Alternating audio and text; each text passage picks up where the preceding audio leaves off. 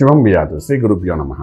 మకర రాశి వారికి కొత్త సంవత్సరం 2024 సంవత్సరం ఏ విధంగా ఉంటుంది అనే విషయాన్ని కొంచెం వివరంగా, కొంచెం క్లుప్తంగా, కొంచెం మంచి చెట్లు మనం మాట్లాడుకుందాం.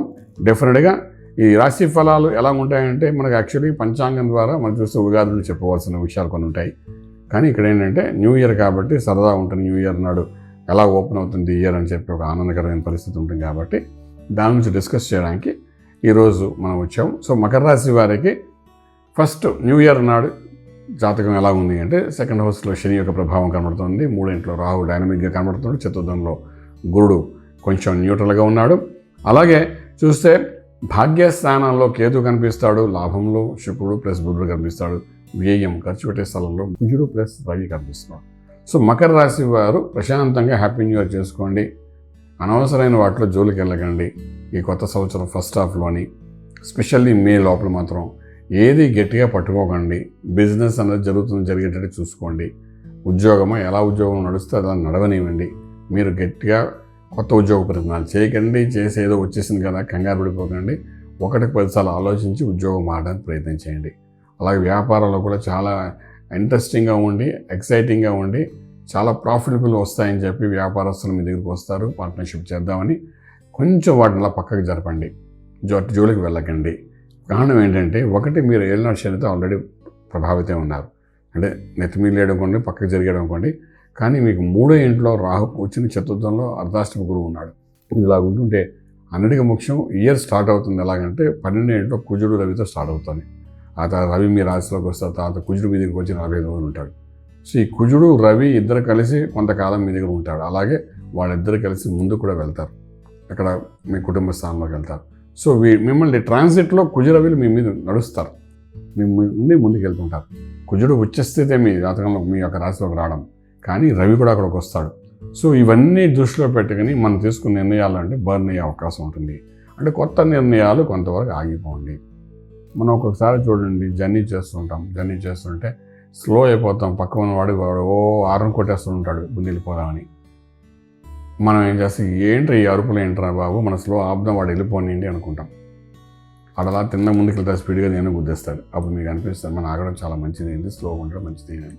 అదే కానీ మనం అదే స్పీడ్లో కానీ వెళ్ళి ఉంటే మనకు వచ్చి ఆ యాక్సిడెంట్ జరిగేది, త్రుట్లో తప్పాం అనుకుంటాం. ఇలాంటి ఇన్సిడెంట్స్ ఎన్నో చాలామంది జరిగి ఉంటాయి. అలాగేంటంటే మీరు ఎంత నిదానంగా ఉండగలిగితే మకర రాశి వారు మే 1 వరకు అంత లాభం ఈ సంవత్సరం మీకు ఉంటుంది. ఒకట గురుబలం లేదు మే 1 వరకు. రెండవదా ముందు చూస్తే శని, వెనక చూస్తే రవి కుజులు ఉన్నారు. వీళ్ళిద్దరూ మీ మీద దాటుకుంటూ ముందుకు వెళ్తారు. వాళ్ళు దాటుకుంటే మీకేం మంచి చేయరు. న్యూట్రల్గా వస్తారు, లేకపోతే బలహీనపరుస్తారు. ఆ తర్వాత వీళ్ళు దాటి ముందుకు వెళ్ళి ఏం చేస్తున్నారు, శనితోని కలుస్తున్నారు. రవి వెళ్ళి శనితో కలిసినా, కుజుడు శనితో కలిసినా మీ కుటుంబ స్థానం పాడు చేస్తున్నాడు. కుటుంబము, ధనము, వాక్, విద్యాస్థానం. అంటే మీ కుటుంబం అంటే మీరు ఫ్యామిలీ, మీరు మీ భార్య పిల్లలు ఒక ఫ్యామిలీ, ఫాదర్ మదరు. మీరు ఆడవాళ్ళు అయితే మీరు మీ భర్త, మీ యొక్క మామగారు అత్తగారు ఒక ఫ్యామిలీ మీ పిల్లలతో. అది లేదు పెళ్లి కాలేదు అంటే మీరు అమ్మ నాన్నగారు మీరు ఒక ఫ్యామిలీ. ఏదైనా కుటుంబంలోనే మీకు ఒక సినిమా చూపిస్తారు. ఏదో ఒక ఇష్యూ మీద మీ మీద అటాక్ చేస్తారు. అంచేత ఏంటంటే ఇవన్నీ మనకు అవసరం. ఇప్పుడు ఈ టైంలో మన సొంత ఆలోచనతో బయటికి వెళ్ళడానికి ప్రయత్నించడం. సో దయచేసి మకర రాశి వారు కొత్త నిర్ణయాలు తీసుకోకండి. ఏం జరుగుతుందో అలా జరిగేటట్టు చూసుకోండి ఫస్ట్ హాఫ్ అంతా. ఒకసారి ఫస్ట్ హాఫ్ కానీ హ్యాండ్లింగ్ చేయడం జాగ్రత్త చేయగలిగితే మాత్రం మే 1 తర్వాత గురుడు వృషభంలో గెలగానే మీ రాశిని చూస్తాడు. పర్ఫెక్ట్గా మీ లైఫ్ని సెట్ చేసేస్తాడు. ఏజ్ని బట్టి 15 సంవత్సరాల పిల్లలు అనుకోండి, డెఫినెట్గా మీ ఇంటర్మీడియట్ చేయాలా, ఇంటర్మీడియట్లో ఏ గ్రూప్ తీసుకోవాలి, ఏ గ్రూప్ చేసుకుని ఎక్కడికి వెళ్ళాలి అని సెట్ చేస్తాడు. అది ఇంటర్మీడియట్ లెవెల్ అయిపోయింది, మీరు మెడిసిన్ తీసుకున్నారు, మెడిసిన్లో మీకు ఎలా పోవాలని సెట్ చేస్తాడు. యూఎస్ఏకి చదువుకోవాలా, యూకేకి చదువుకోవాలా, లేకపోతే ఎంఎస్ చేయాలా, ఎంఎస్ చేసేవాడు. ఇవన్నీ కూడా ఏజ్ని బట్టి. అది పెళ్లి కాలేదనుకోండి మ్యారేజ్ సెట్ చేస్తాడు. పిల్లల కోసం ప్రయత్నం చేస్తున్నాం, జరగట్లేదు, గత 5 ఏళ్ళు పెళ్ళి.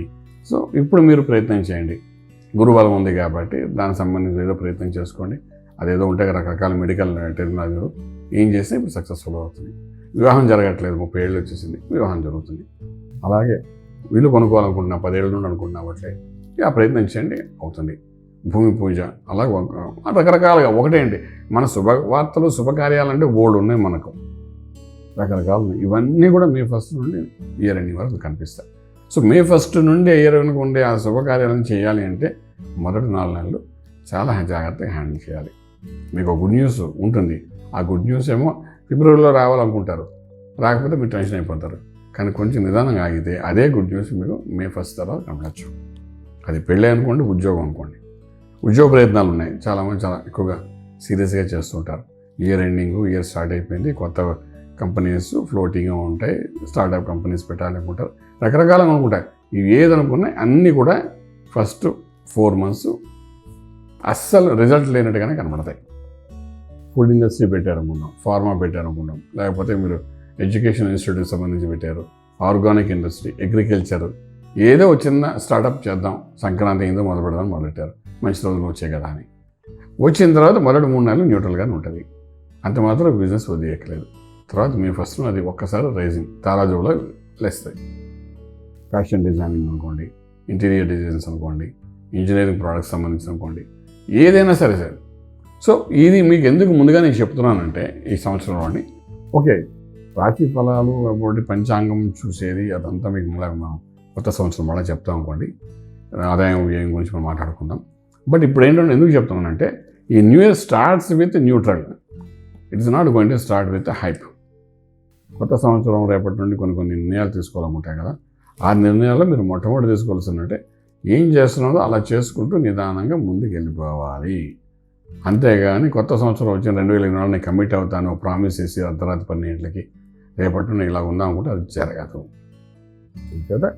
జరుగుతున్నట్టు ఏ ఇబ్బంది పడకుండా నిదానంగానే మీరు వెళ్ళగలిగితే మే 1 తర్వాత మీరు అనుకున్న హైప్స్ 100% హైప్స్ మీ లైఫ్ ముందుకెళ్తుంది.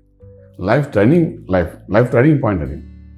న్యూ లైఫ్ స్టార్ట్స్, అదేదో సరే second level, next level of life అంటే అది మధ్య కొత్తగా అంటున్నారు. ఆ లైఫ్కి మీరు వెళ్ళడానికి అవకాశం ఉంటుంది అకార్డింగ్ టు యువర్ ఏజ్. మీ ఏజ్కి ఏం కావాలనుకుంటే అదంతా మీ తర్వాత మొదలవుతుంది. సో ఇలా జరుగుతున్నప్పుడు మనకు మళ్ళీ ఇంకేం కనబడుతున్నాడంటే మకరంలోకి కుటుంబ స్థానంలో ఈ కుజుడు ఎంటర్ అవుతాడు, రవి వెళ్తాడు, తర్వాత 3వ ఇంట్లో రాహు కూర్చున్నాడు, వాడు అక్కడే కూర్చుంటాడు డైనమిక్గాను. ఆ తర్వాత చతుర్థంలో గురుడు ఉన్నాడు, మీకు ఏదో కొలెస్ట్రాల్ థైరాయిడ్ తీసుకొని వస్తాడు స్లైట్గాను. ఇవన్నీ తీసుకొని వస్తాడు కాబట్టి ఈ గురువు చతుర్థంలో ఉన్న పంచమకి వెళ్ళేంత వరకు మాత్రం హెల్త్ కాన్షియస్ కూడా చూసుకోవాలి. రన్నింగ్ అనుకోండి, జాగింగ్ అనుకోండి, కొంచెం ఫుడ్లో చేంజెస్ తీసుకురండి, తీసుకుని వచ్చి మీరు హెల్త్ కాన్షియస్ కనుక చేసుకోగలిగితే ఇంకా అక్కడ నుండి మనం health will be in your control. అలాగే గాంధర్వ వివాహం చేసుకునేవాడు ఉంటారు, అంటే ప్రేమ వివాహాల కోసం. ఫస్ట్ 4 months వరకు దాని గురించి ప్రస్తావన తీసుకురాకండి. అనుకుండగా విరిగిపోయే అవకాశం ఉంటుంది, అనుకుండగా చేతులారా పోగొట్టుకున్న వాళ్ళు అయిపోతారు. గురుడు వృషభంలోకి వచ్చిన తర్వాత మే 1 తర్వాత నిదానంగా పెద్దవాళ్ళకి చెప్పి అందులో ఉన్న మంచి అట్లా చెప్తే అర్థం చేసుకునే అవకాశం ఉంటుంది. కానీ ఈ లోపల కానీ ముహూర్తాలు అయిపోయి ముహూర్తాలు లేరు, మనకు ఫిబ్రవరి ఏప్రిల్ తర్వాత ముహూర్తాలు, చాలామంది ఇది ఒక గాలి వార్త వస్తుంది, ఏప్రిల్ తర్వాత ముహూర్తాలే లేవని చెప్పి. పంచాంగంలో ముహూర్తాలను కంగారు పడకండి. శ్రావణ మాసంలో ముహూర్తాలు ఉన్నాయి, జూన్ జూలైలో ఉన్నాయి.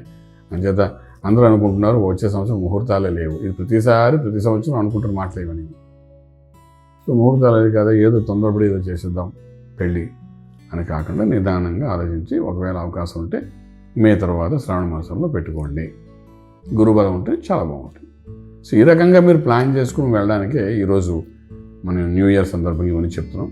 సో ఆ విధంగా చేసుకుంటూ వెళ్ళండి, కొంత నష్టాన్ని మీరు కవర్ చేయడానికి అవకాశం ఉంటుంది. అలాగే మీరు ఏం సాధన చేయాలంటే ఇక్కడ నిత్యము శివునికి ఆరాధన, శివాభిషేకం.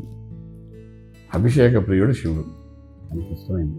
సో దాని అభిషేకం అనేది చాలా ఇష్టం కాబట్టి శివాభిషేకం చేసుకుని ముందు వెళ్ళండి. డెఫినెట్గా రాజమార్గంలో రాజ్యం పొందగలుగుతారు. శుభం బియాత్. ఈ వీడియో మీకు నచ్చినట్లయితే మీ మిత్రులకు షేర్ చేయండి. అలాగే మా ఛానల్ను సబ్స్క్రైబ్ చేయడం మర్చిపోవద్దు. Thank you.